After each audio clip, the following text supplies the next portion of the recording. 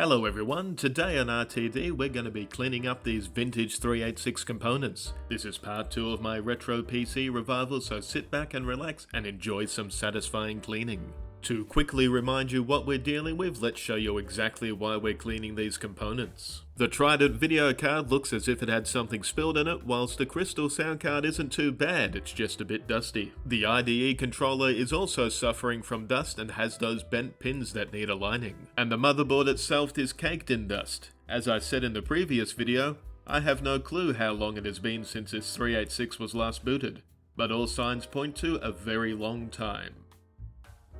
Before we clean the cards, I have to disassemble them as much as I can. This will give me better access to clean all areas of the card. A lot of people would not bother cleaning or even saving this crystal sound card due to its reputation of having a broken FM synthesizer. But not me. This kind of card perfectly represents what it was like for me as a child building my own PCs. I never had the most expensive or most fancy components, so its budget quirkiness will live on in this build, even if the in-game music will sound kinda funky. For me, it's not just about saving the quality, high-end components, it's also about preserving the common PC experience that many of us had in our youth. There's nothing wrong with wanting to build the dream PC that you always wanted when you were young. I just fear that in the pursuit of all the elite parts, that these common budget parts will be left behind and forgotten. The same can be said for this Trident video card. It too is a budget model and has been slammed by many in the retro community. However, it's a very solid, reliable and compatible card. It is by no means anywhere near top of the range, but it has a job to do and it does it well. Sure, I could hunt down a top tier card and throw it in here, but this Trident has a story to tell too. It has survived this long and deserves another chance. And to make sure it gets that second chance, I will have to remove the BIOS chip, as I'm pretty sure something was spilled on this card at some point, and I want to make sure the pins are not corroded or dirty.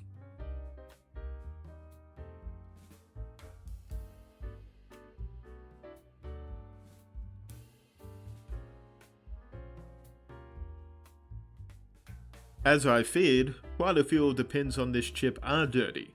I'll have to clean these up also, along with the socket. My process is simple enough. Step 1 is a scrub with a soft toothbrush in deionized water with soap. Step 2 is a rinse in plain deionized water. Step 3 is another rinse. And step 4 is a soak in IPA to displace the water and dissolve any leftover grit.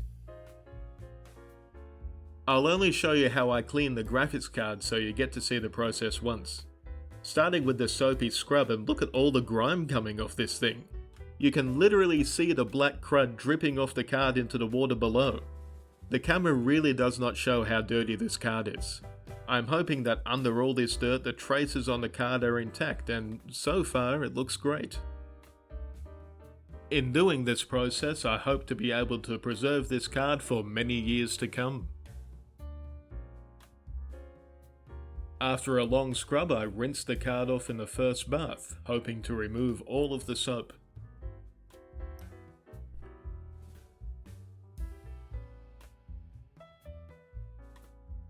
Then I drop it into the second bath, hoping to rinse off any excess that I didn't get in the first bath.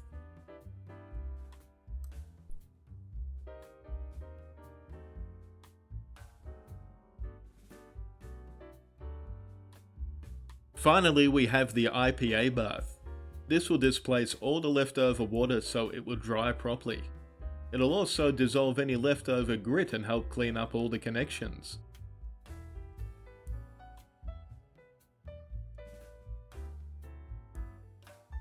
I'll also give the pins a good scrub to make sure they are clean and shiny.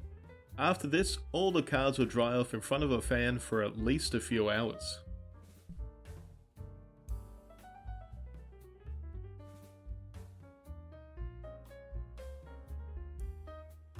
Next up is the video card BIOS chip. I cleaned the pins up with a bit of IPA on a cotton bud. You can see how much gunk is coming off. I also used a pick to scrape off any surface grit which might be left on there. They clean up pretty well as you can see, so I carefully place it back into the graphics card.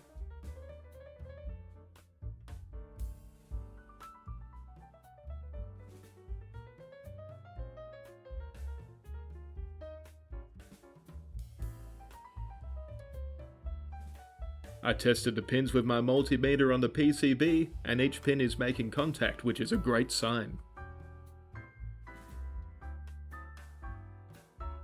The sound card, the IDE controller card and the motherboard all get the same treatment.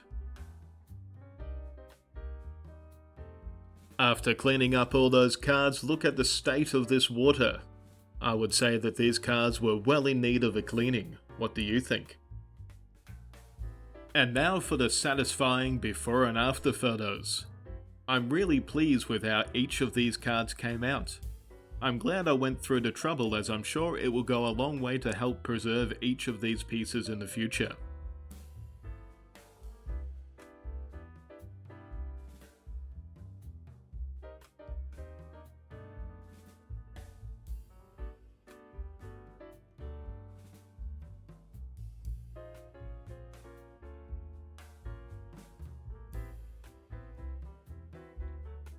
Look at the gorgeous amber color of that motherboard. I just love it. With the decades of dust removed, we can now appreciate the glorious 386DX and the VIA chipset. The pins on the controller card cleaned and straightened up nicely. The sound card came up looking like new. And the real success story here is the Trident video card. 100% better. I'm going to let these sit for a while and dry out properly. In the next video in this series, we'll tackle the rundown case and replace these components back in. But until then, thanks for watching and take care.